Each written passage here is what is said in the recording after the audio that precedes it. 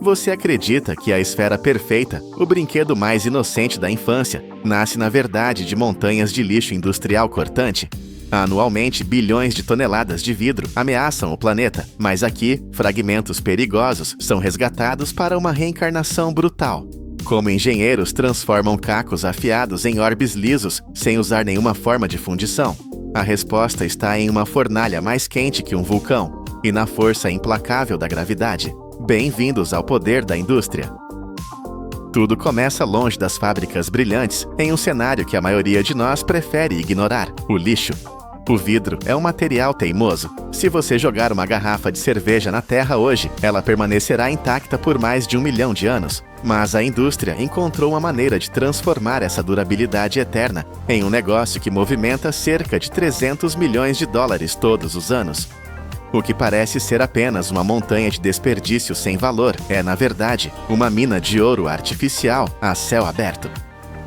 A jornada de transformação começa nas cidades, onde máquinas automatizadas de retorno de garrafas agem como portais para uma nova vida. Em supermercados e postos de gasolina, quando alguém insere uma garrafa vazia, sensores ópticos escaneiam o material em frações de segundo, validando sua cor e composição antes de emitir um pequeno reembolso. É o primeiro passo de uma logística colossal. Caminhões industriais gigantescos recolhem esses recipientes, transportando entre 20 mil e 30 mil garrafas em uma única viagem. Quando esses veículos chegam à fábrica e despejam sua carga, o som é ensurdecedor. Uma cascata de vidro colidindo, criando pilhas cintilantes de verdes, marrons e transparentes que aguardam o renascimento. Mas esse vidro não está pronto.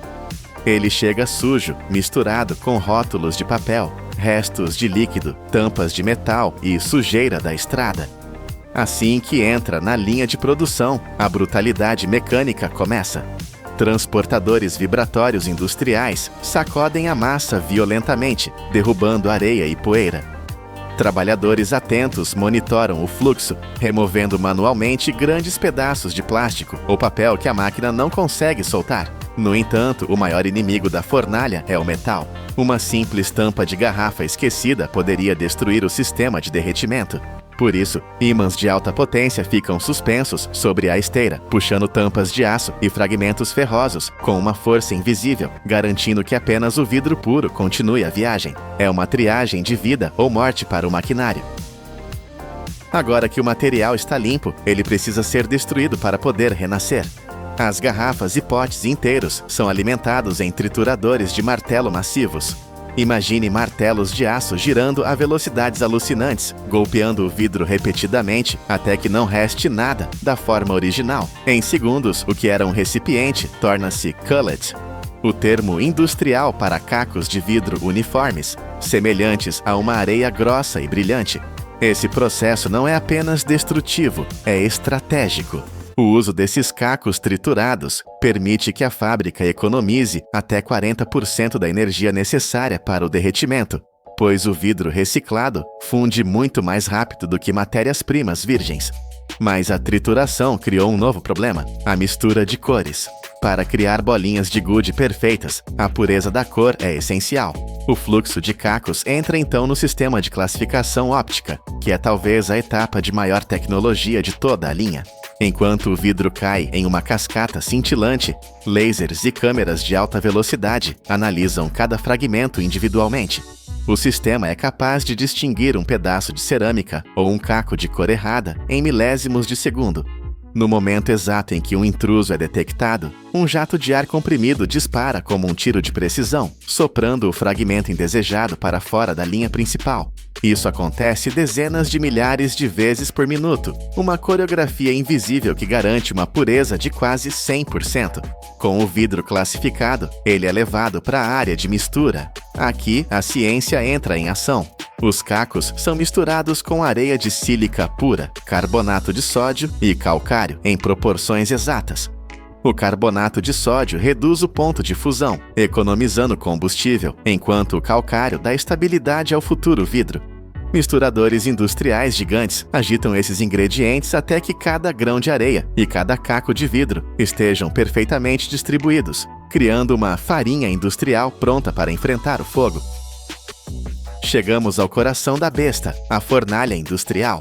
Este não é um forno comum, é uma câmara de tortura térmica que opera 24 horas por dia, 7 dias por semana, sem nunca parar.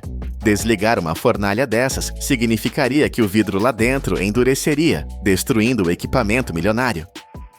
A cada 20 minutos, uma nova carga de 88 libras de mistura é despejada em seu interior. Lá dentro, a temperatura é mantida furiosamente a cerca de 2.000 graus Fahrenheit, ou 1.093 graus Celsius. Para colocar isso em perspectiva, é mais quente do que a lava que escorre de um vulcão em erupção. O calor é tão intenso que transforma a mistura sólida de areia e cacos em um líquido viscoso e brilhante, semelhante ao mel incandescente. Trabalhadores que precisam se aproximar para manutenção vestem trajes prateados à prova de fogo, pois o calor ambiente ao redor da fornalha pode se aproximar de insuportáveis 3.000 graus em pontos críticos. É um ambiente hostil à vida humana, mas perfeito para a criação de vidro. O material permanece nesse estado de fusão por várias horas. Isso não é apenas para derreter, mas para purificar. Gases presos borbulham para a superfície e escapam, garantindo que o vidro final não tenha bolhas de ar. A massa laranja brilha com uma luz intensa, pronta para ser moldada. Uma grande fábrica consome cerca de 4 toneladas de vidro por dia dessa maneira, alimentando uma demanda global e insaciável. O controle é absoluto. Sensores monitoram o fluxo para garantir que a quantidade exata de vidro derretido que sai seja reposta pela mistura fria que entra, mantendo o nível do tanque de lava perfeitamente estável. Agora, prepare-se para ver a gravidade e a engenharia trabalharem juntas. Na base da fornalha, o vidro líquido escorre por um orifício preciso. Ele não é soprado em moldes como garrafas, ele é cortado. Tesouras mecânicas de alta precisão, lubrificadas constantemente para não derreterem ou grudarem, avançam e recuam em um ritmo hipnotizante. Clique, clique, clique. A cada corte, uma gota de vidro incandescente cai. O sistema é calibrado para produzir exatamente 4 gotas por segundo, o que resulta em 240 bolinhas por minuto. Cada gota, medindo cerca de 20 e 1/30 avos de polegada, cai vermelha e brilhante. Se ela tocasse uma superfície plana agora, achataria como uma panqueca. É aqui que entra o segredo da esfera perfeita, os rolos espirais. As gotas caem entre 2 cilindros de metal com ranhuras em espiral, que giram continuamente. Esses rolos têm cerca de 5 pés, ou 1,5 metro de comprimento. Enquanto a gota de vidro viaja ao longo desses rolos, ela é forçada a girar sem parar. Ela nunca fica parada em um único ponto por tempo suficiente para deformar. A rotação constante, combinada com o resfriamento gradual enquanto rola pelo metal, faz com que a tensão superficial puxe o vidro para a forma geométrica mais eficiente possível, uma esfera perfeita. É um balé mecânico onde o vidro é massageado até a perfeição. Os rolos também garantem que as bolinhas não grudem umas nas outras. Graças a esse sistema engenhoso, uma única linha de produção pode cuspir mais de 1 milhão de bolinhas de gude todos os dias. Todas idênticas, todas perfeitas. Enquanto as máquinas rugem produzindo milhões de esferas transparentes ou de cor sólida, existe um canto silencioso desse universo onde a arte humana ainda reina. Para criar as famosas bolinhas olho de gato, ou padrões complexos que parecem galáxias presas no vidro, a automação bruta dá lugar à mão firme do artesão. Aqui, o processo é lento, deliberado e perigoso. O mestre vidreiro usa uma longa haste de metal para pescar uma porção de vidro fundido diretamente do forno. O vidro brilha em um laranja neon, irradiando um calor que queima a pele à distância. Ele rola essa massa quente sobre uma mesa de metal, onde varetas coloridas de vidro pré-aquecidas ou fragmentos brilhantes o aguardam. O vidro quente engole as cores. Ele repete o processo, adicionando camadas de vidro transparente por cima para encapsular o design, como se estivesse vitrificando um fóssil. A mágica acontece quando essa massa complexa é esticada. O artesão puxa o vidro até que ele se torne uma longa vara fina, com cerca de 197 polegadas, ou 5 metros de comprimento. O desenho colorido que estava no centro agora se torna um fio finíssimo correndo pelo núcleo da vara. Depois de esfriar e ser cortada em pequenos pedaços, cada segmento passa por uma nova tortura de fogo. O artesão reaquece o pedaço com um maçarico e, usando alicates, torce o vidro manualmente. É esse movimento de torção, feito apenas pelo pulso humano, que cria as espirais hipnotizantes que vemos dentro das bolinhas de coleção. É a prova de que, mesmo na era da produção em massa, a alma do vidro ainda precisa do toque humano. De volta à linha industrial, as bolinhas que saíram dos rolos espirais ainda estão quentes o suficiente para queimar madeira ou derreter plástico. Elas precisam ser estabilizadas. Elas caem de calhas de metal diretamente para dentro de tambores de aço robustos, com capacidade para 65 galões. O som é como granizo de metal caindo em um telhado de zinco. Esses tambores atuam como câmaras de resfriamento lento. As bolinhas ficam ali, amontoadas, trocando calor e esfriando lentamente ao longo de 24 horas. Esse tempo é crucial. Se o vidro esfriasse rápido demais, o choque térmico criaria tensões internas invisíveis, e a bolinha poderia explodir espontaneamente ou rachar dias depois. Em algumas linhas de alta velocidade, jatos de água são pulverizados sobre os rolos espirais para endurecer a casca da bolinha instantaneamente, mas o núcleo ainda precisa desse descanso longo nos tambores. Finalmente, quando a temperatura é segura para o toque humano, os tambores são virados. Uma avalanche de esferas coloridas e barulhentas inunda a área de embalagem. Trabalhadores com pás enchem sacos de malha ou caixas de papelão em um ritmo frenético. Cada saco é colocado em uma balança digital. Se estiver leve demais, um punhado extra é jogado dentro. Se pesado demais, algumas são retiradas. O saco é então deslizado por uma máquina de costura automática, que sela a embalagem com fio industrial. O que começou como um perigo ambiental, um caco de vidro capaz de ferir e poluir, agora está pronto para viajar o mundo. De montanhas de lixo sujo a esferas de precisão geométrica, o vidro provou que a matéria não morre, ela apenas espera pela temperatura certa para renascer. Todo esse processo, do caminhão de lixo à máquina de costura, leva apenas um dia, mas garante que materiais que durariam para sempre na Terra tenham um propósito novo e brilhante.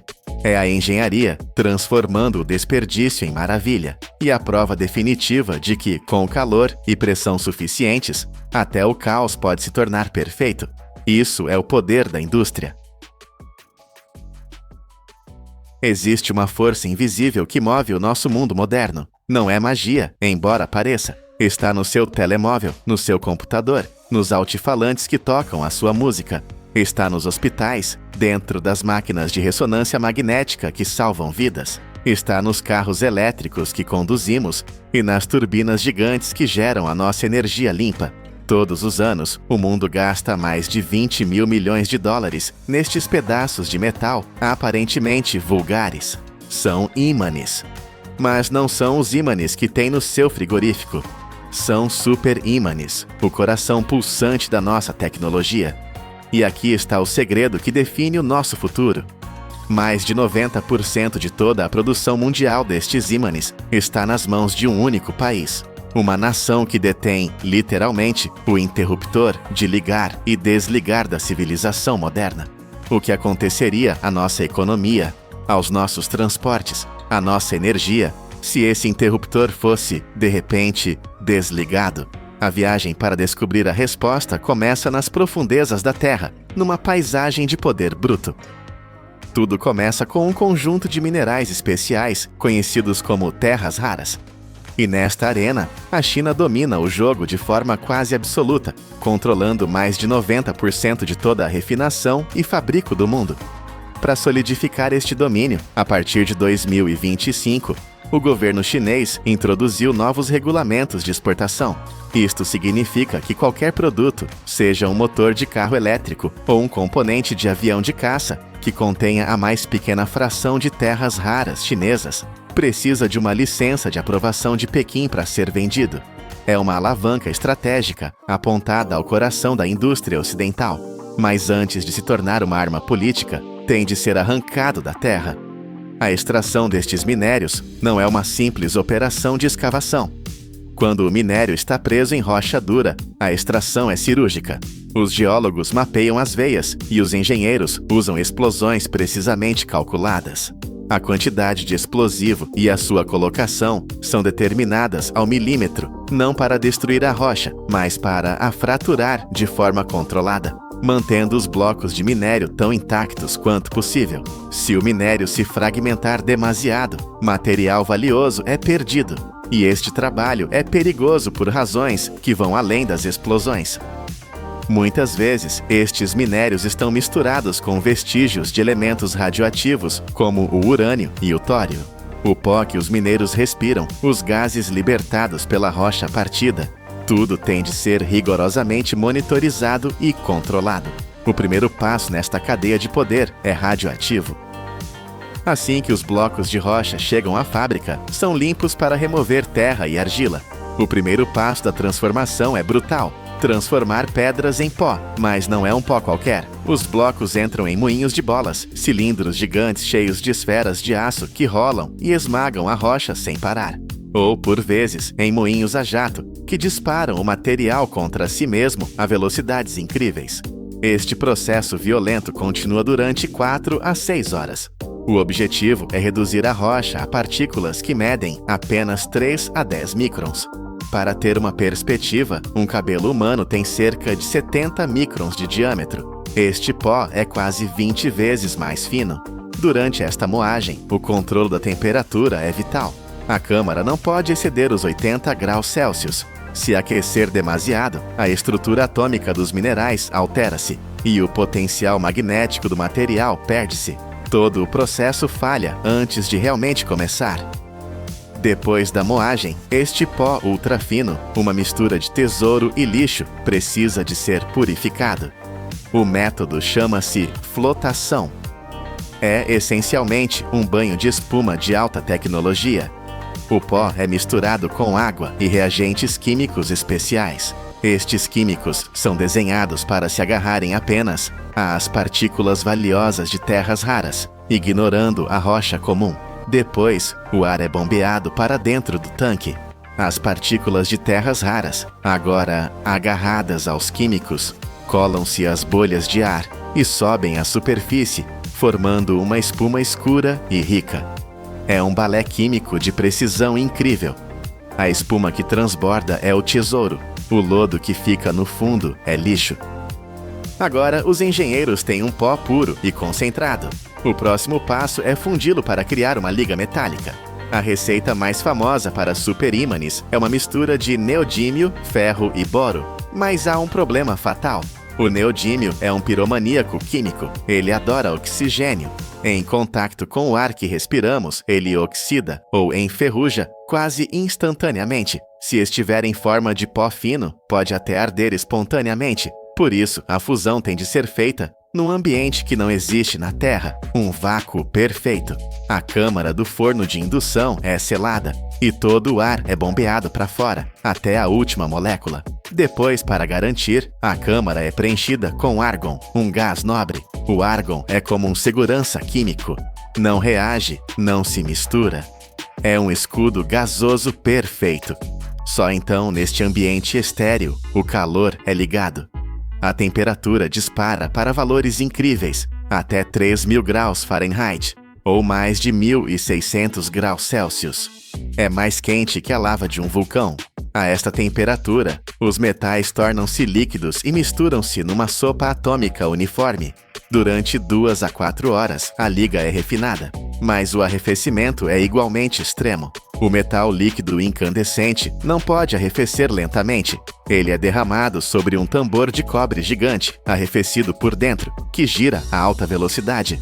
O choque térmico é instantâneo. O metal solidifica em menos de um segundo, sendo cuspido na forma de flocos finos e quebradiços, como vidro metálico. O choque congela os átomos no lugar. A estrutura está quase perfeita. Estes flocos brilhantes são o material base, mas a sua estrutura interna ainda é caótica. Para o passo seguinte, os flocos são novamente triturados, de volta a um pó ultrafino, sempre num ambiente protetor de argon. E agora, chegamos ao passo que separa um ímã de frigorífico de um superímã que move um comboio. Este é o verdadeiro segredo, o coração do processo.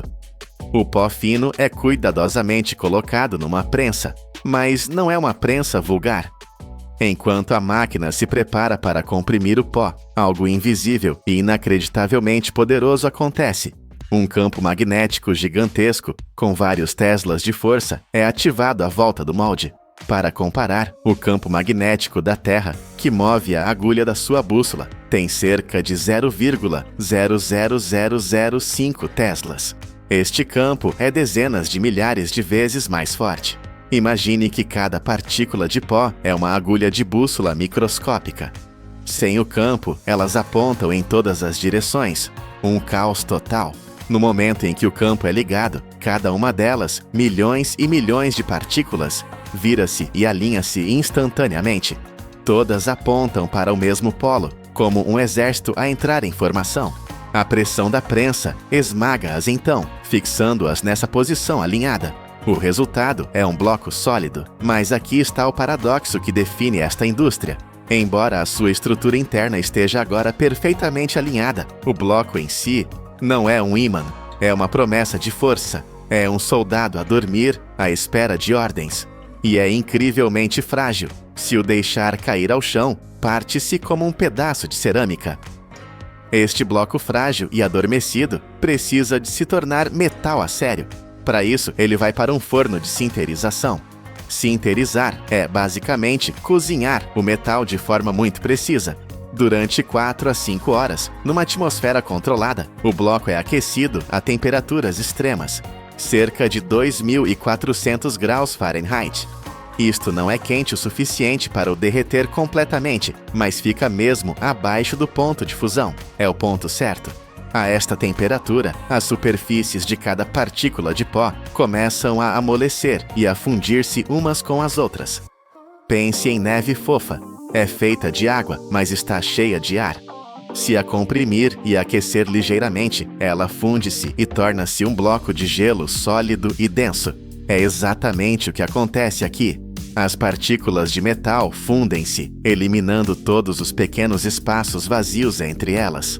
O bloco encolhe visivelmente, tornando-se quase 100% denso. O arrefecimento é lento e controlado, e à medida que arrefece, essa estrutura alinhada que foi criada na prensa fica permanentemente trancada. Agora é metal, forte, denso. A promessa de força está agora guardada lá dentro.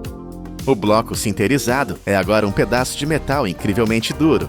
É tão duro que ferramentas de aço normais não o conseguem cortar, partem-se. São necessárias serras com ponta de diamante ou feixes de laser para o cortar e moldar nas formas precisas exigidas pelos engenheiros. Discos finos para auscultadores, blocos para motores, anéis para turbinas. Mas, apesar de toda a sua dureza, ele ainda tem uma fraqueza mortal. A sua maior força é também a sua maior fraqueza. A liga de neodímio é tão quimicamente reativa que o ar que respiramos é o seu veneno. A oxidação, a ferrugem, começa quase imediatamente. Um super ímã nu, deixado ao ar livre, pode perder toda a sua força em meses, ou mesmo semanas, desfazendo-se em pó. Por isso, ele precisa de uma armadura. Cada ímã, agora com a sua forma final, é meticulosamente limpo e depois mergulhado em banhos galvânicos. Recebe camadas de proteção, níquel, depois cobre, depois níquel novamente, ou zinco, ou uma resina epóxi selante. Esta camada é a sua armadura. Ela sela o ímã, protegendo-o da umidade e do oxigênio, garantindo que a sua força invisível dure décadas. É esta armadura que o permite sobreviver no nosso mundo. O processo está quase no fim. Temos a forma final, temos a armadura, mas o ímã ainda está morto. Não tem polo norte nem polo sul. Não atrai nem repele nada. É apenas um pedaço de metal caro, denso e perfeitamente alinhado por dentro. Está na sala final. Chegou o momento do despertar. Cada ímã é colocado dentro de uma bobina de cobre grossa, um dispositivo chamado magnetizador de impulsos. É aqui que a promessa se torna realidade. Uma descarga elétrica monstruosa, com uma voltagem entre 2.000 e 3.000 volts. É acumulada e depois disparada através da bobina. Tudo acontece num flash, num impulso que dura de 1 a 5 milissegundos. É mais rápido que um piscar de olhos. Mas nesse instante, o impulso gera um campo magnético colossal, com uma intensidade de 3 a 5 teslas. É um campo dezenas de milhares de vezes mais forte que o campo magnético de todo o planeta Terra. Nesse instante, todos os domínios magnéticos dentro do metal, que foram alinhados na prensa e trancados na sinterização, viram-se e fixam-se permanentemente. É um choque de despertar. O exército de soldados adormecidos recebeu a sua ordem ao mesmo tempo. O poder invisível é finalmente libertado. O metal morto torna-se, nesse milissegundo, uma força da natureza. A sua força é testada, a sua polaridade verificada. Agora são tão potentes que têm de ser manuseados com extremo cuidado. Têm de ser embalados com espaçadores de plástico ou escudos magnéticos. Se 2 destes superímãs se juntassem subitamente, poderiam estilhaçar-se com a sua própria força ou esmagar os ossos de uma mão. E assim, a viagem termina. Começamos com uma rocha radioativa nas profundezas da Terra e uma pergunta sobre poder. Vimos essa rocha ser pulverizada até ficar mais fina que farinha, purificada num banho de espuma, fundida no vácuo para escapar ao ar e alinhada por forças invisíveis. E finalmente, testemunhamos o seu nascimento num relâmpago de 3.000 volts. Aqueles 20 mil milhões de dólares e aquele controlo de 90%, é sobre isto. É sobre este processo incrivelmente complexo. Estes corações de metal, agora despertos, movem silenciosamente os rotores dos nossos carros elétricos. Giram as pás de turbinas eólicas do tamanho de edifícios e alimentam as máquinas de ressonância magnética que salvam as nossas vidas. A força invisível que move o mundo moderno foi forjada. E quem controla a forja, quem controla este segredo, controla o futuro. Desde o momento em que os primeiros exploradores pisaram na América do Norte, o solo agrícola do continente tem desaparecido a uma velocidade assustadora, de 0,07 polegadas por ano. Parece um número pequeno? Pense novamente. Nessa velocidade, em apenas 30 anos, uma superpotência global terá apenas 5% de sua terra fértil restante. Estamos falando de um colapso total. A tecnologia moderna falhou em parar esse relógio, mas a solução definitiva pesa 1 tonelada e quase foi extinta pela humanidade. Como uma besta antiga conseguiu, em apenas 10 anos, realizar uma obra de engenharia que máquinas não conseguiram em um século. Bem-vindos ao poder da indústria. Para entender o peso dessa missão, precisamos olhar para o chão, sob nossos pés, não como terra suja, mas como uma infraestrutura crítica que está desmoronando. A perda anual de solo fértil nos Estados Unidos não é apenas uma estatística ecológica, é uma falha estrutural na base de toda a economia alimentar do mundo. Imagine um arranha-céu onde as fundações são raspadas, milímetro por milímetro, todos os dias. É isso que está acontecendo agora. Se continuarmos nesse ritmo, em 3 décadas, a vasta e rica paisagem americana será reduzida a uma casca estéril, incapaz de sustentar plantações ou vida. A história já nos deu um aviso brutal e inesquecível. Na década de 1930, durante o infame evento conhecido como Dust Bowl, a natureza cobrou seu preço. Ventos furiosos levantaram centenas de milhões de toneladas de solo precioso, criando tempestades negras que apagaram o sol e sopraram a riqueza da terra até o Oceano Atlântico. Hoje, os dados mostram que estamos caminhando para um desastre ainda maior. As fazendas industriais modernas, com seus arados de aço e monoculturas infinitas, destruíram as redes invisíveis de vida que mantinham o solo unido. A terra tornou-se compactada como concreto, morta por dentro e incapaz de beber a água da chuva. O sistema de suporte de vida do continente foi desligado, e enquanto engenheiros tentavam consertar isso com química e máquinas pesadas, a degradação apenas acelerava. Foi nesse cenário de emergência que surgiu uma ideia radical. E se a máquina necessária para consertar o continente não tivesse sido construída por mãos humanas, mas pela própria evolução? Essa máquina biológica era o bisão americano. Mas esqueça a imagem de um animal pastando calmamente. Pense neles como uma força geofísica colossal. Antes da intervenção industrial humana, dezenas de milhões desses tanques de carne e músculo moviam-se através da América como uma maré viva. Cientistas chamavam essa massa em movimento de Grande Cinturão de Bisões. Era uma operação logística perfeita que se estendia do Canadá ao Texas. Eles eram o motor que fazia o ecossistema funcionar. Mas com a chegada dos colonizadores europeus no século XVI, essa engrenagem vital foi intencionalmente destruída. Foi um desmantelamento sistemático. Em menos de 100 anos, a população de bisões despencou de 60 milhões de cabeças para apenas 325 sobreviventes. Não foi apenas caça, foi uma guerra de recursos. Eliminar o bisão era uma estratégia para quebrar a economia das populações indígenas e limpar o terreno para a expansão. Com a remoção dessa peça central, a pradaria parou de funcionar. O ciclo de nutrientes quebrou. A aeração do solo cessou. A diversidade biológica entrou em colapso. Onde antes havia um oceano de grama verde e vibrante, restou uma paisagem estática, dominada por gado doméstico lento e cercas de arame farpado. O deserto começou a ganhar terreno. A natureza havia perdido seu gerente de operações. Foi necessário chegar à beira da exaustão total para que no início do século XXI, alguns ecologistas ousassem propor o impensável: devolver os gigantes ao seu posto de trabalho. Mas não em campos verdes e fáceis. O teste seria em uma zona morta. O projeto era uma aposta de alto risco. O plano consistia em soltar um rebanho de bisões em terras que já eram consideradas perdidas, solo seco, rachado, duro como pedra, onde nem a grama mais resistente conseguia crescer. O investimento ultrapassava a marca de 10 milhões de dólares. 250 cientistas e especialistas colocaram seus empregos em jogo. A lógica dizia que os animais morreriam de fome. Mas assim que os caminhões de transporte abriram suas portas e as bestas de 1 tonelada pisaram naquele deserto, o caos se instalou. O rebanho desapareceu. Drones de alta tecnologia, sistemas de rastreamento por satélite e helicópteros varreram a área, mas as telas estavam vazias. O pânico tomou conta da sala de controle. O medo era real. Será que o rebanho tinha escapado?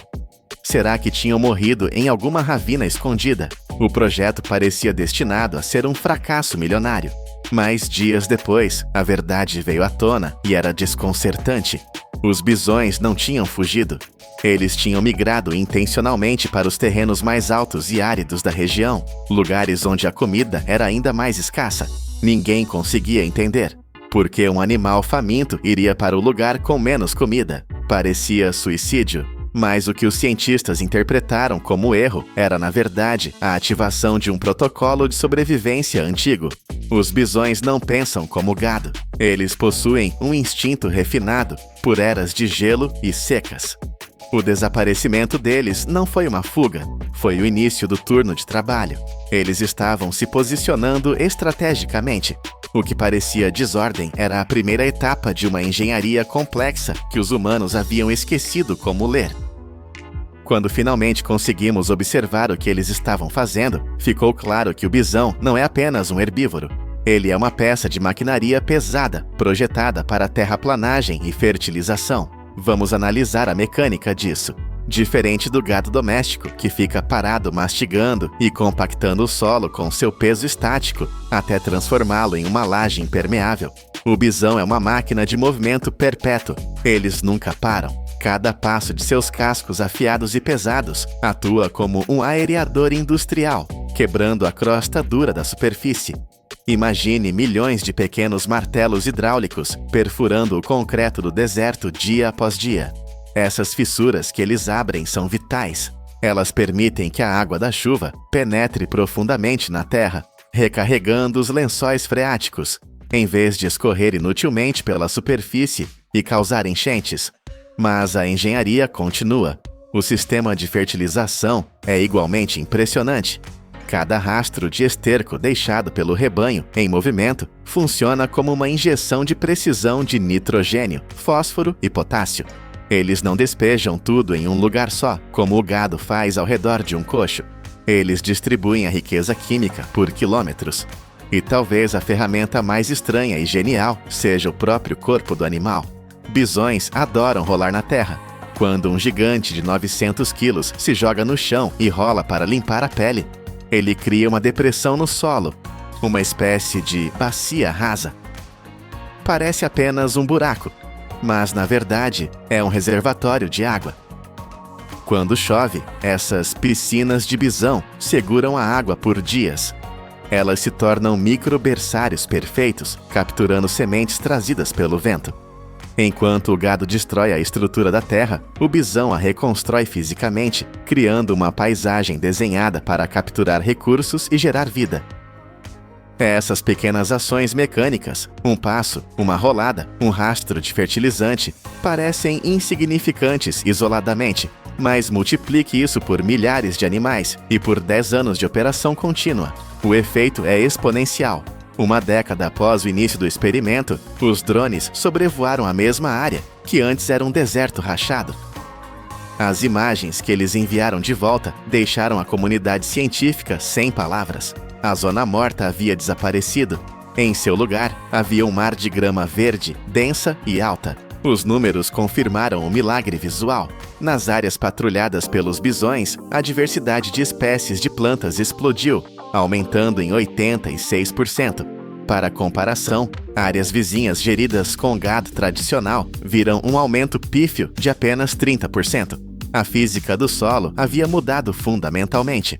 A capacidade da terra de segurar a umidade depois de uma chuva aumentou entre 25% e 40%. A erosão, aquele câncer que estava devorando o continente, foi cortada quase pela metade. E com a flora veio a fauna.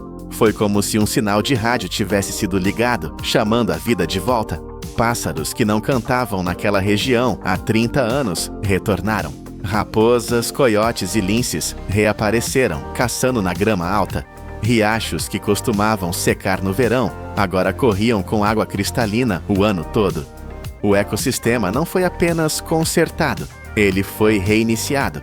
A presença do bisão atuou como a chave de ignição de um motor complexo que estava desligado há um século. Eles provaram que a natureza tem uma tecnologia superior a qualquer máquina que possamos construir.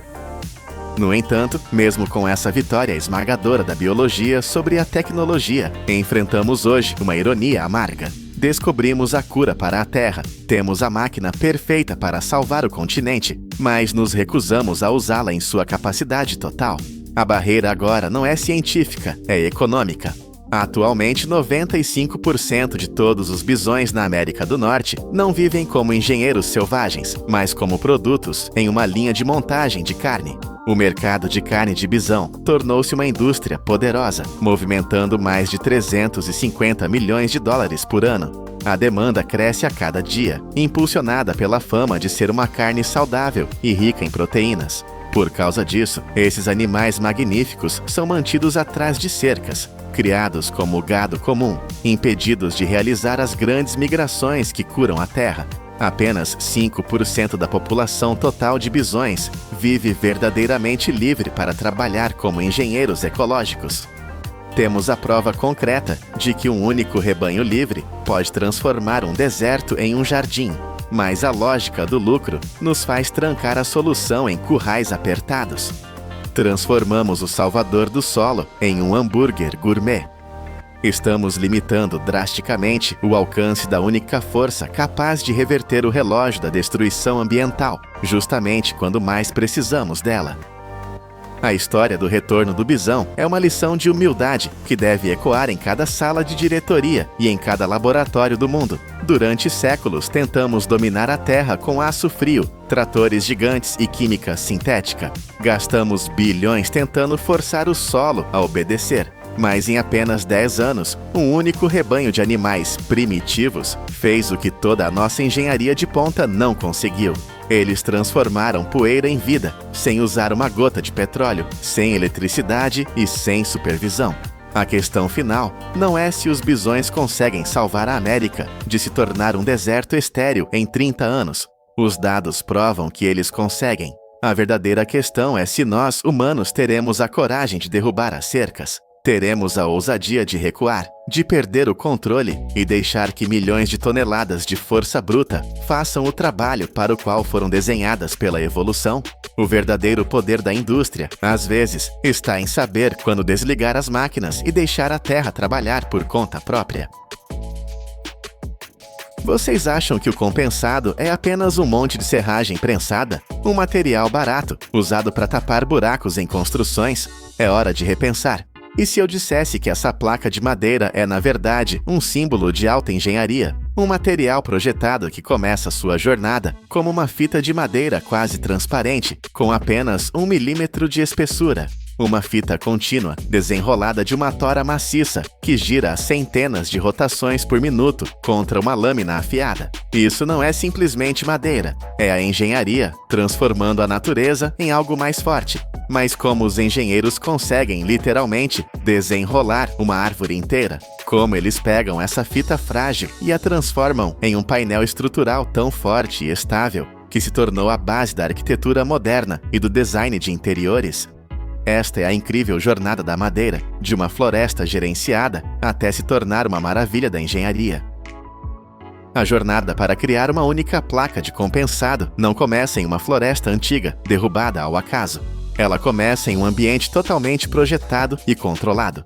A fonte da matéria-prima são plantações industriais gigantescas. Pense nelas não como florestas, mas como máquinas verdes de alta eficiência. Vastas plantações de árvores como acácia, eucalipto ou pinheiro, plantadas em fileiras perfeitas.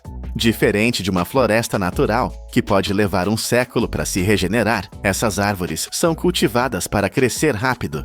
Elas atingem o tamanho ideal para o corte em um ciclo incrivelmente curto, de apenas 7 a 20 anos.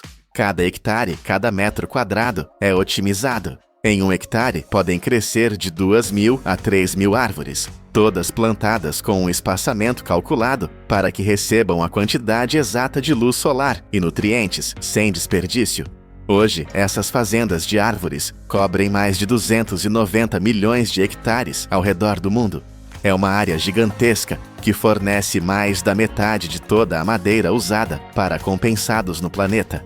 Este modelo de plantação industrial tem uma missão crítica. Ele permite que a indústria produza em massa, sem precisar destruir as florestas nativas, que são vitais para o nosso ecossistema. Quando chega a hora da colheita, não há espaço para improviso. É um balé mecanizado. Máquinas pesadas, chamadas harvesters, avançam em formação.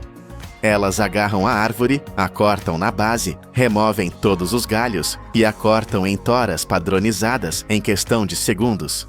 E aqui, a eficiência é total. Os troncos retos e perfeitos são separados e seguem para a fábrica. Mas e os topos das árvores? Assim que as toras chegam ao pátio da fábrica, elas entram no que parece ser uma gigantesca área de espera. Mas é uma espera de alto risco. Se as toras recém-chegadas da floresta forem deixadas ao sol e ao ar livre, elas secarão de forma desigual. A parte de fora secará mais rápido que o núcleo úmido. Essa tensão interna faz a madeira rachar, e uma tora rachada é inútil para o processo. Por isso, o pátio inteiro é equipado com sistemas de nebulização. Jatos de água finos borrifam as pilhas de toras constantemente, mantendo a umidade estável e protegendo a matéria-prima. Mas para que a madeira possa ser desenrolada, ela precisa estar macia. E para isso, ela precisa ser cozida.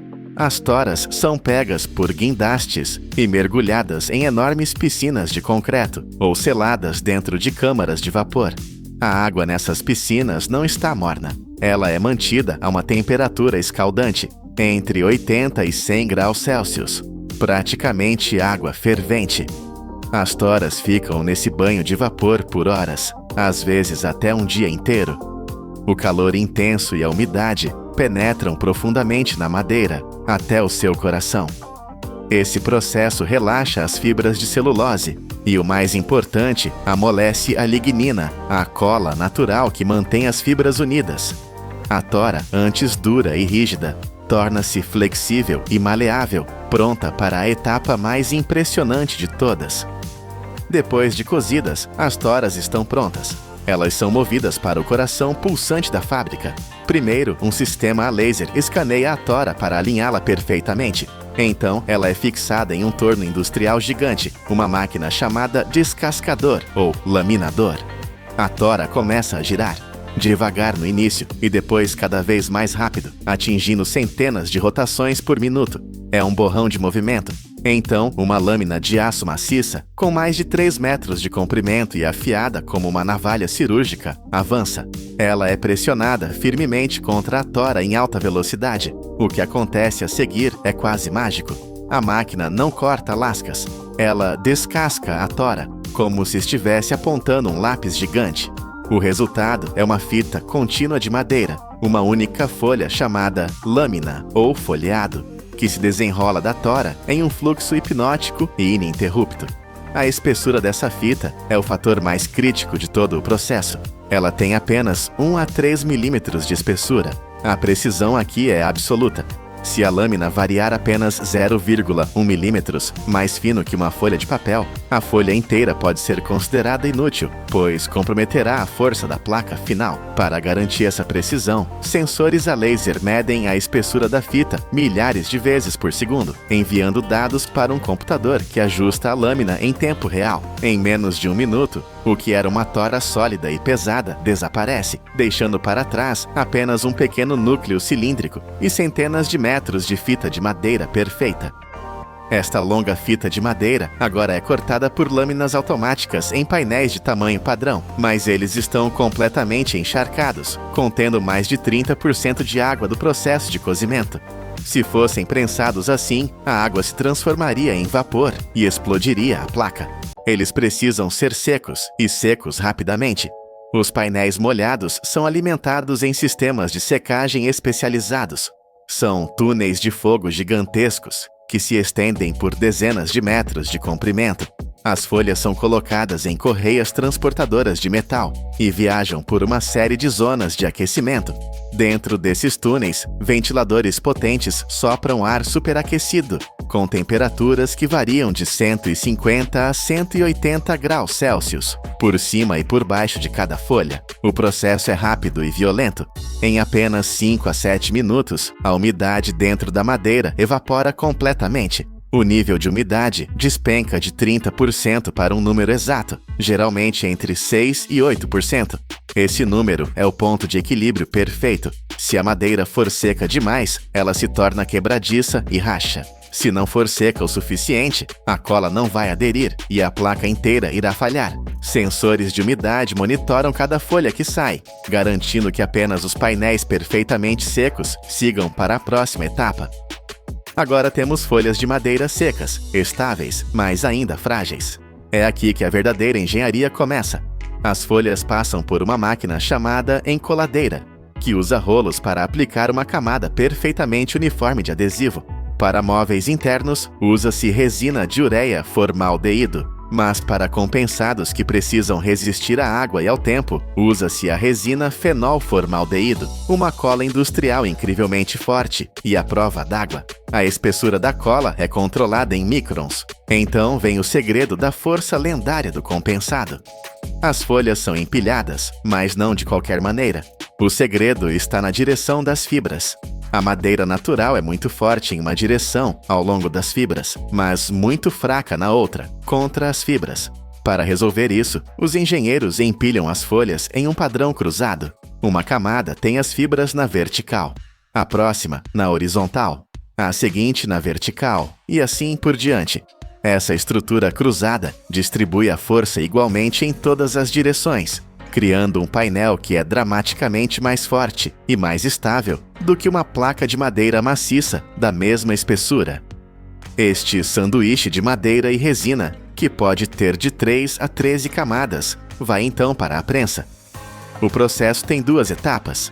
Primeiro, a prensa fria. Uma pressão hidráulica uniforme de 0,8 a 1,2 megapascals é aplicada por cerca de 15 a 30 minutos. O objetivo aqui não é curar a cola, mas sim espremer todo o ar de dentro do sanduíche e garantir que a cola se espalhe perfeitamente, criando um contato total entre as camadas. É a preparação. Depois, o painel vai para o evento principal, a prensa quente. Esta é uma máquina de múltiplos andares, com placas de aço grossas que são aquecidas. A temperatura sobe para 120 a 150 graus Celsius, enquanto a pressão hidráulica aumenta massivamente, de 1 a 1,5 megapascals. Isso é uma força esmagadora, como colocar toneladas de peso em cada metro quadrado. Sob esse ataque combinado de calor extremo e pressão intensa, a resina fenólica passa por uma transformação química. Ela se polimeriza. Ela derrete, penetra profundamente nas fibras da madeira e depois endurece, soldando as camadas em um bloco único e indivisível. Em cerca de 4 a 7 minutos, o que era uma pilha de folhas soltas torna-se um único painel de engenharia, perfeitamente plano e incrivelmente forte. O painel de compensado emerge da prensa quente, um produto finalizado. Ele é então movido para a área de acabamento. Serras de alta velocidade com pontas de diamante cortam as bordas, aparando qualquer excesso e deixando o painel com dimensões milimetricamente precisas. Em seguida, lixadeiras industriais com múltiplos rolos tratam a superfície, deixando-a lisa e pronta para uso. Mas e todo o lixo gerado até aqui? E os núcleos cilíndricos que sobraram dos tornos? E todas as aparas das bordas e as folhas que foram rejeitadas pelo controle de qualidade? Em uma fábrica moderna, absolutamente nada é desperdiçado. A fábrica opera em um sistema de ciclo fechado. Todos esses resíduos de madeira iniciam imediatamente uma segunda jornada industrial. Eles são transportados para trituradores potentes que os transformam em partículas de madeira, ou cavacos. Esses cavacos passam por telas vibratórias para separar impurezas e são secos em ar quente, reduzindo sua umidade a quase zero, apenas 2 a 3%. As partículas secas são então misturadas com resina em um tambor gigante. E aqui vemos outra camada de engenharia. O material é formado em um tapete de 3 camadas, como um sanduíche, partículas finas nas superfícies para um acabamento liso e partículas mais grossas no meio, para dar estrutura e força. Este tapete de partículas e resina é carregado em outra prensa quente, esta operando a temperaturas ainda mais altas, de 180 a 200 graus Celsius. A resina derrete e une as partículas, e o que era lixo renasce como uma placa de aglomerado, MDP, um material estável e econômico, pronto para ser usado em milhões de móveis. E vocês sabiam de algumas coisas? É essa estrutura de fibras cruzadas que torna o compensado tão estável. Ele resiste a empenar, encolher ou rachar em todas as direções, algo que a madeira maciça não consegue fazer. A cola fenólica usada no compensado naval é tão poderosa que você pode ferver a placa em água por horas e as camadas simplesmente não irão se separar. E aqueles núcleos cilíndricos que sobram do torno, eles não são um problema. Eles são a principal fonte de matéria-prima para a linha de produção de aglomerado. Desde a pequena semente em um viveiro, passando pelos banhos de 100 graus para amolecer, enfrentando a lâmina de 3 metros que desenrola uma fita de 1 milímetro, até ser fundida sob toneladas de pressão a 150 graus. O compensado não é apenas madeira laminada, é um testemunho da engenhosidade humana. É um símbolo de como a engenharia pegou um recurso natural, analisou suas fraquezas e o redesenhou para ser melhor, mais forte, mais estável e mais eficiente. E tudo isso dentro de um modelo de produção sustentável, um ciclo fechado, onde cada fibra, cada galho e cada pedaço de resíduo é transformado, garantindo que absolutamente nada seja desperdiçado. Você já imaginou navegar com um navio sobre o pico de uma montanha? Não em um filme de ficção científica ou em um sonho distante, mas na vida real. Imagine olhar para fora do convés e, em vez de água, ver o topo de árvores e penhascos a centenas de metros abaixo de você. Isso é exatamente o que acontece na província de Guizhou, na China. Lá, engenheiros construíram um elevador titânico que ergue navios inteiros à altura de um arranha-céu de 66 andares. Mas por que alguém gastaria bilhões para fazer barcos voarem? A resposta revela uma batalha épica entre a necessidade de energia e o desejo de dominar a natureza. Para entender essa loucura da engenharia moderna, precisamos olhar para o mapa da China. uma nação que transformou a construção de represas em uma arte de escala planetária. O país é responsável por cerca de 1/3 de toda a energia hidrelétrica gerada no mundo. Estamos falando de uma produção colossal de 391 gigawatts, de um total mundial de 1.360 gigawatts. É uma quantidade de energia capaz de alimentar continentes inteiros. E para alcançar esses números, eles precisam domar rios selvagens em terrenos impossíveis. A província de Guizhou é o cenário perfeito para esse desafio. É uma região onde 92,5% da terra é composta por montanhas e colinas íngremes. Construir rodovias ou ferrovias aqui é um pesadelo logístico e financeiro. O terreno é simplesmente hostil demais para o transporte terrestre convencional. No entanto, a região é abençoada com rios poderosos, como o rio Wu, um afluente vital do poderoso rio Yangtze.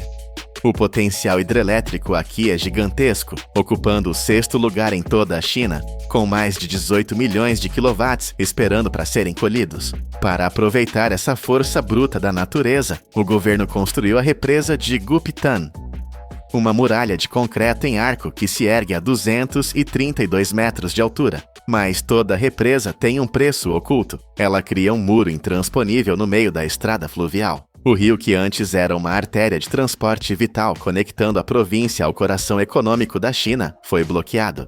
A diferença nos níveis de água antes e depois da barragem era tão extrema que os métodos tradicionais de travessia eram inúteis. As eclusas comuns, aquelas escadas de água que vemos em canais pelo mundo, não funcionariam aqui. O abismo era profundo demais, o paredão alto demais. Os engenheiros se viram diante de um impasse. Eles tinham a energia, mas haviam matado o transporte. A solução? Fazer o impossível. Eles decidiram que, se os navios não podiam navegar através da montanha, eles seriam elevados por cima dela. O que nasceu desse dilema é o sistema de elevação de navios de Gulpitan, uma maravilha que desafia a gravidade. Não se trata de um único elevador, mas de uma série complexa de 3 elevadores separados, trabalhando em harmonia para realizar o impensável. Quando uma embarcação se aproxima da base da represa, ela não enfrenta uma eclusa lenta, ela entra em um edifício alto, uma torre de concreto que esconde uma maquinaria colossal. Dentro dessa estrutura, o navio flutua em uma câmara cheia de água. Cabos de elevação massivos, enrolados em 2 fileiras de tambores gigantes e conectados a caixas de engrenagens em ambos os lados, começam a girar. Para um observador comum, pode parecer um processo lento e pesado, cheio de peças móveis. Mas, na realidade, essa complexidade é o segredo da velocidade. Esse sistema consegue elevar um navio de 500 toneladas em cerca de 10 minutos. Em questão de momentos, uma embarcação de passageiros ou de carga está pairando no ar, deixando o nível do rio muito para trás. O primeiro elevador leva o navio a uma altura impressionante de 72 metros, mas isso é apenas o aquecimento. O sistema foi projetado para lidar com embarcações pesando até 1.800 toneladas. O objetivo final é elevar esses navios a uma altitude total combinada de 199 metros. Vamos colocar esse número em perspectiva para sentir o verdadeiro peso dessa realização. Isso é equivalente a levantar um navio ao topo de um prédio de 66 andares. Se a grande pirâmide de Gizé estivesse ao lado dessa represa, você olharia para o topo dela de cima para baixo, pois ela tem apenas 139 metros. A Estátua da Liberdade? Com seus 93 metros, ela pareceria um brinquedo ao lado dessa ascensão titânica. Após sair do primeiro elevador, o navio navega até o segundo, que realiza a parte mais brutal do trabalho, elevando a carga por mais 127 metros verticalmente. É uma coreografia industrial de precisão absoluta, onde milhares de toneladas de aço e água são movidas contra a gravidade, com a delicadeza de um relógio suíço. E finalmente, após vencer essa escalada, há um terceiro elevador no final do trajeto, que desce o navio cerca de 47 metros para depositá-lo suavemente nas águas calmas atrás da represa. Mas subir verticalmente é apenas metade da batalha. O terreno de Guizhou é tão acidentado que não bastava levantar os navios. Eles precisavam atravessar os picos e vales entre os elevadores. Tradicionalmente, não se coloca muito esforço na distância entre elevadores, mas aqui não havia rio plano para navegar. A solução dos engenheiros chineses foi construir o que só pode ser descrito como rios no céu. Eles criaram aquedutos, canais de concreto suspensos no ar, que conectam as torres dos elevadores. Imagine estar no convés desse navio. Você flutua em um canal artificial, mas ao seu redor não há terra firme, apenas o vazio de um desfiladeiro. É uma visão surreal. E quando a montanha se tornava alta demais até para os aquedutos, eles não a contornavam, eles a atravessavam. A República Popular da China, especialista em construção de infraestrutura pesada, utilizou máquinas tuneladoras massivas para perfurar a rocha sólida. O resultado é uma via navegável que se estende por 2,3 quilômetros, passando por cima de abismos em aquedutos e mergulhando na escuridão de túneis escavados no coração da montanha. Esse caminho nas nuvens e através da pedra resolveu o problema de nadar sobre as montanhas. É uma prova de que, para a engenharia moderna, a geografia não é um destino, mas um desafio a ser superado. Mas enquanto Gupitã detém o recorde de complexidade e altura, com seus múltiplos estágios, existe outro monstro na China que domina pela pura força bruta e capacidade de carga. Se viajarmos para a represa das Três Gargantas, a maior usina hidrelétrica do planeta, encontraremos uma máquina de escala ainda mais intimidante. Aqui, o objetivo não é apenas a altura, mas o peso massivo. O elevador de navios das Três Gargantas foi projetado para erguer embarcações de até 3.000 toneladas. Estamos falando de navios de carga sérios, cheios de mercadorias que alimentam a economia global. A escala desse elevador é difícil de compreender sem ver. Ele possui uma piscina, ou câmara de navios, que tem 120 metros de comprimento e 18 metros de largura. A quantidade de água que ela segura é aproximadamente igual a 4 piscinas olímpicas inteiras. E essa estrutura colossal, pesando milhares de toneladas, é elevada a uma altura de 113 metros acima do solo. Embora não seja tão alto quanto o sistema combinado de Gupitã, ele realiza esse feito em um único estágio massivo. A segurança aqui é uma obsessão. A região pode ser sujeita à atividade sísmica e um terremoto com um navio suspenso a 100 metros de altura poderia ser catastrófico.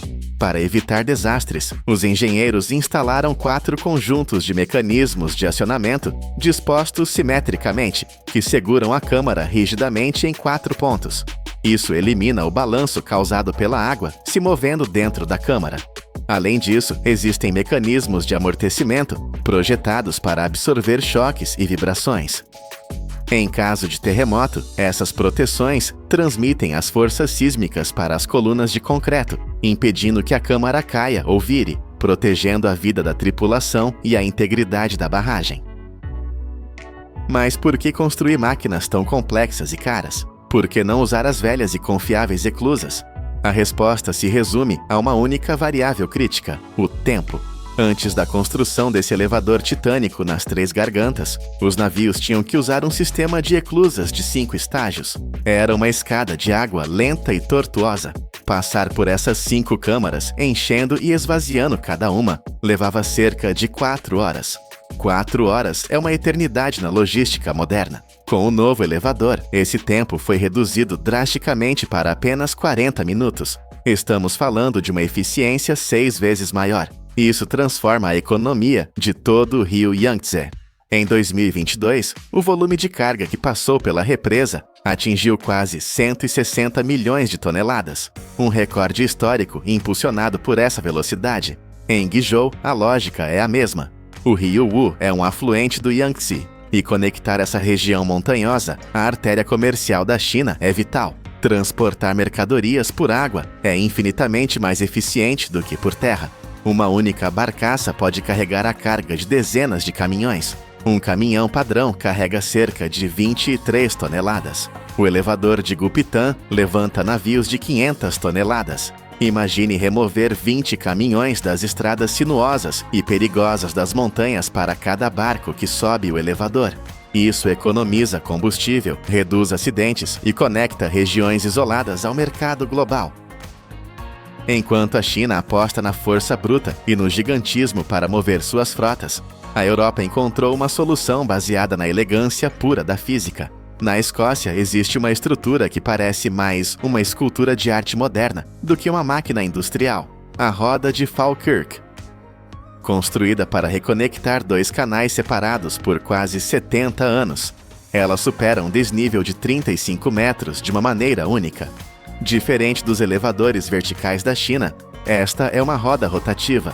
Seu design foi inspirado em um machado celta de 2 cabeças e na caixa torácica de uma baleia. Mas a verdadeira magia não é a forma, é a eficiência. A roda possui 2 gôndolas opostas.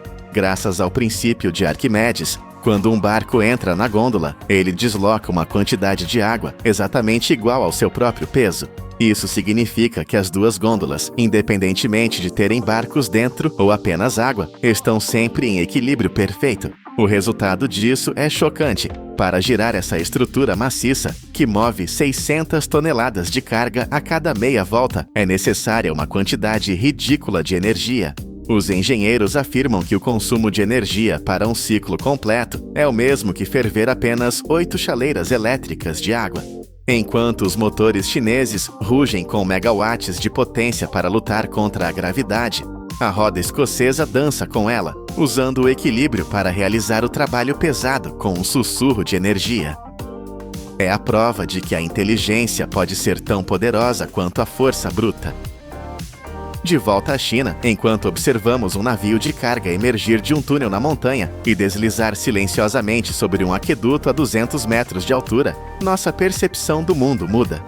Costumamos pensar nas montanhas como barreiras eternas, paredes de pedra que ditam onde podemos e não podemos ir. Mas diante de máquinas como o sistema de Guppitan, percebemos que, para a engenharia do século XXI, essas paredes são apenas degraus, seja usando a força titânica de elevadores, que levantam 3.000 toneladas em um único movimento, ou a elegância física de uma roda que gasta a energia de 8 chaleiras, a humanidade continua a reescrever a geografia do planeta. Nós transformamos montanhas em pontes e rios em escadas. E na próxima vez que você ver um produto made in China, lembre-se da jornada épica que ele pode ter feito, flutuando nas nuvens através de túneis de granito, desafiando a gravidade em uma dança de aço e água. A indústria não apenas move cargas, ela move montanhas. Mais de 8 bilhões de toneladas de lixo plástico estão a transformar os nossos oceanos num gigantesco cemitério flutuante. As ondas já não trazem o cheiro do sal, mas os vestígios da nossa indiferença. Mas e se este desastre global fosse, na verdade, uma mina de recursos escondida? Hoje vamos ver como a força bruta de garras hidráulicas e a precisão de lasers transformam o lixo mais sujo do Pacífico num produto estéril e perfeito. Bem-vindos à máquina que tenta salvar o mundo. A batalha pela recuperação do nosso planeta começa num dos ambientes mais hostis que se possa imaginar, o mar aberto, onde a natureza não perdoa erros. Todos os anos, uma avalanche de mais de 20 milhões de toneladas de detritos flui para as águas, e quase 80% desse volume é plástico. Este é um material tão resistente que se recusa a morrer, capaz de suportar séculos debaixo de água, acumulando-se em zonas de lixo colossais que envenenam silenciosamente a cadeia alimentar. Para enfrentar esta maré que parece interminável, engenheiros desenharam não apenas barcos, mas verdadeiras bestas mecânicas de limpeza. Estas embarcações, posicionadas em zonas críticas como o Giro do Pacífico Norte, operam como predadores industriais. Cada navio está equipado com 2 braços mecânicos hidráulicos gigantescos que se estendem para fora, varrendo a superfície da água num padrão de leque amplo. É uma coreografia de força e eficiência, onde redes de aço e transportadores de aço inoxidável engolem garrafas plásticas e redes de pesca abandonadas. Uma única operação de limpeza pode durar entre 8 a 10 horas ininterruptas, recolhendo até 10 toneladas de uma mistura tóxica de lixo marinho. Mas a guerra contra o plástico não se trava apenas no oceano profundo. Antes mesmo de chegar ao mar, uma enorme quantidade de lixo fica presa em rios e canais, formando barreiras densas que sufocam o fluxo da água. Aqui, a estratégia muda. Entram em cena escavadoras pesadas, montadas em caminhões basculantes, equipadas com baldes de aço em forma de concha, que pesam quase 1.000 libras cada. Estas máquinas mergulham fundo, rasgando a superfície para arrancar misturas pesadas de sacos, ramos e pneus velhos. Cada elevação individual remove até 1.000 libras de detritos de uma só vez. Com a ajuda da potência hidráulica, uma única equipa consegue limpar um segmento de rio com centenas de pés de comprimento em apenas algumas horas. É um trabalho brutal, 10 vezes mais rápido do que qualquer esforço manual, onde o rugido dos motores a diesel sinaliza o início da ordem no meio do caos. Depois de arrancado das águas, o lixo inicia a sua viagem de regresso à terra firme. Embarcações especializadas, desenhadas exclusivamente para transportar esta carga indesejada, levam os detritos para a costa. Um destes barcos compactos pode acumular cerca de 5 toneladas de material durante um turno de 8 horas. Quando chegam ao porto, transportadores hidráulicos descarregam a montanha de lixo na zona de recepção da fábrica. O que vemos aqui é uma massa confusa e suja, plásticos misturados com metais, madeira, algas marinhas e lodo orgânico. É o caos total, e o objetivo agora é separar o que tem valor do que é perigoso. Trabalhadores realizam uma inspeção rápida, removendo objetos grandes que poderiam destruir a maquinaria, como redes de aço pesadas ou pneus. O material restante é empurrado para um sistema de triagem industrial. O coração desta etapa é o tambor trommel, um cilindro rotativo gigantesco que age como um peneiro mecânico. Enquanto gira ruidosamente, ele classifica os resíduos pelo tamanho. Areia, conchas e pequenos fragmentos caem através dos buracos, enquanto as garrafas e embalagens maiores continuam a sua jornada. O fluxo residual, agora composto principalmente por plásticos e nylon, passa por uma correia de triagem manual. Aqui, a visão humana ainda é necessária para separar cada categoria, preparando o terreno para a próxima fase crítica. O plástico, o vilão desta história que estamos a tentar transformar em herói, é separado do metal e do vidro. Ele está prestes a entrar num processo de purificação radical, onde deixará de ser lixo para se tornar um recurso vital para o futuro. Agora que temos o plástico separado, enfrentamos um problema invisível, a sujidade microscópica. Estes detritos passaram meses ou anos no mar, cobertos de sal, óleo e bactérias. Para que a reciclagem funcione, o material tem de estar cirurgicamente limpo. O plástico é atirado para dentro de tanques de lavagem mecânica, onde eixos rotativos criam um fluxo turbulento violento. É como uma máquina de lavar roupa em esteroides, raspando a sujidade da superfície. Mas a água fria não basta. Em instalações avançadas, a temperatura sobe para níveis escaldantes, entre 160 e 180 graus Fahrenheit. Este calor intenso, combinado com agentes de limpeza químicos, dissolve o sal e o óleo, neutralizando qualquer contaminante. Durante 15 a 30 minutos, o plástico é bombardeado por calor e química. Depois deste banho térmico, o material passa para um lavador de tambor que gira a alta velocidade, disparando jatos de água de alta pressão para desalojar qualquer grão de areia teimoso que tenha sobrado. Mas como separamos os diferentes tipos de plástico que estão misturados? A resposta está na física simples. Num tanque de flutuação, a densidade decide o destino de cada fragmento. O plástico PET, usado em garrafas, afunda-se, enquanto outros tipos de plástico mais leves flutuam. É uma separação perfeita, sem a necessidade de mãos humanas. O material limpo é então seco com ar quente a 170 graus Fahrenheit, e sistemas de ozono eliminam qualquer odor orgânico residual. O cheiro do pântano e do mar desapareceu. O que resta é plástico puro, pronto para ser destruído para renascer. Chegamos a um dos momentos mais violentos e precisos de toda a operação. As garrafas, agora limpas, precisam de ser reduzidas a uma forma uniforme. Elas são alimentadas num granulador de alta velocidade, uma máquina que não conhece piedade. Dentro da câmara, centenas de lâminas de liga metálica giram a vários milhares de rotações por minuto. O som é ensurdecedor, enquanto as garrafas são fatiadas em pedaços minúsculos, chamados flocos. Numa única hora, uma destas máquinas devora entre 2.000 e 3.000 libras de plástico. O que antes era uma montanha de garrafas volumosas transforma-se em minutos num fluxo constante de confete plástico. Esta trituração é crucial. Pedaços menores derretem mais rápido, poupando até 40% de energia nas fases seguintes, mas mesmo depois de toda a lavagem, ainda podem existir intrusos. Um pedaço de madeira ou um fragmento de plástico de cor errada pode arruinar tudo. É aqui que a tecnologia de ponta assume o comando. Sensores ópticos e lasers de alta velocidade examinam cada floco individualmente. Estamos a falar de uma análise feita em milésimos de segundo. Se o computador deteta uma impureza, seja um pedaço de metal microscópico ou um plástico de cor diferente, ele dispara um jato de ar comprimido com a precisão de um atirador de elite. Este tiro de ar remove apenas a partícula defeituosa do fluxo principal, sem perturbar os flocos vizinhos. Uma única unidade destas processa mais de 1000 partículas por segundo, mantendo uma precisão superior a 95%. É o triunfo da ordem sobre o caos, garantindo que apenas o material perfeito siga em frente. Os flocos de plástico aprovados, agora perfeitamente limpos e selecionados, entram na fase de transformação de estado.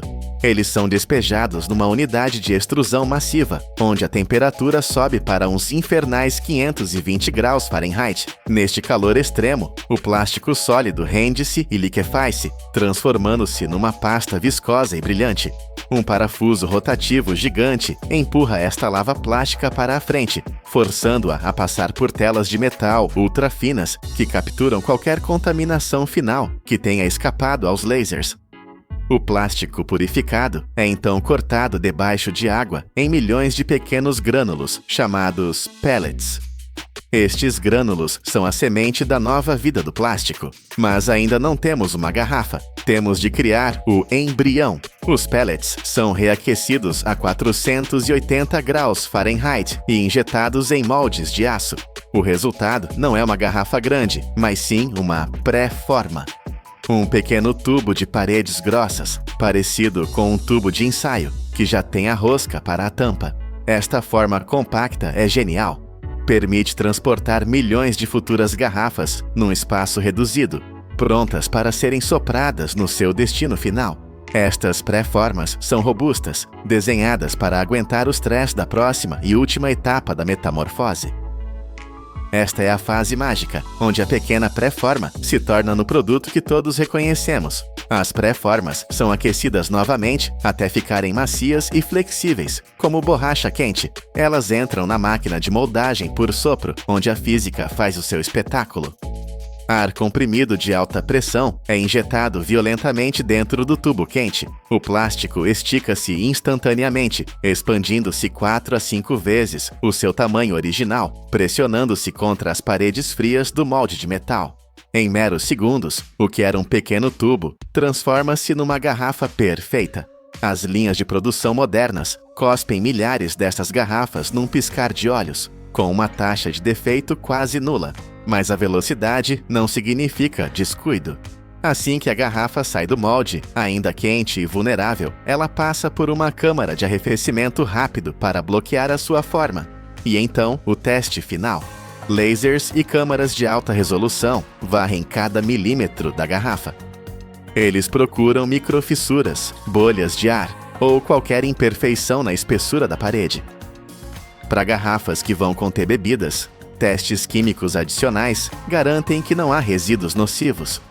Apenas as garrafas que passam por este escrutínio militar são empilhadas por robôs, que organizam milhares de unidades com precisão milimétrica em paletes prontas para envio. Começamos esta jornada com uma imagem desoladora: 8 bilhões de toneladas de lixo a sufocar a vida nos oceanos. Parecia o fim da linha, mas agora, diante dos nossos olhos, vemos filas infinitas de garrafas cintilantes, estéreis e perfeitas, prontas para voltar às nossas mãos.